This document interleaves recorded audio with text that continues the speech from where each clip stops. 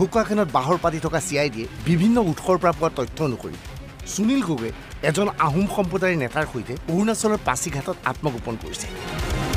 সেই ব্যক্তিজনে বিভিন্নজনৰ সৈতে ফোনত কথা পতাৰ ৰেকৰ্ড ট্ৰেক কৰিবলৈ সক্ষম হৈছে CID।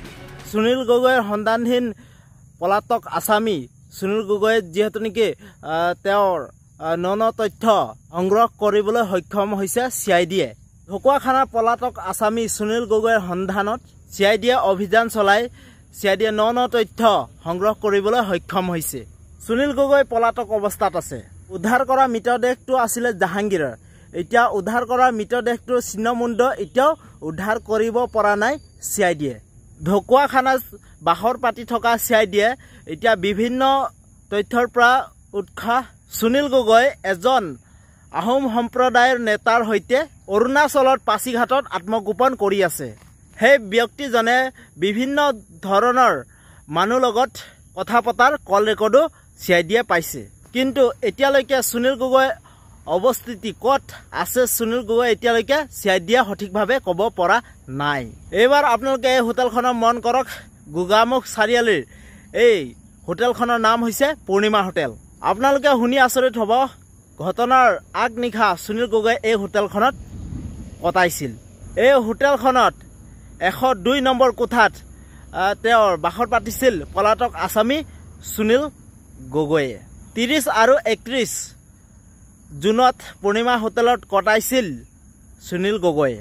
ৰহস্যজনক যিহেতু নেকি সেই হোটেলখনত তেওঁ নিশা বাহৰ পাতিছিল সুনীল গগৈয়ে। এই বিষয়ে কাকোৱে জনোৱা নাছিল সুনীল গগৈয়ে। ইতিমধ্যে হোটেলৰ কৰ্মচাৰীক জেৰা কৰিছে CIDয়ে। CIDৰ জেৰাত সেই কৰ্মচাৰীয়ে বিতং তথ্য সদৰি কৰিছে।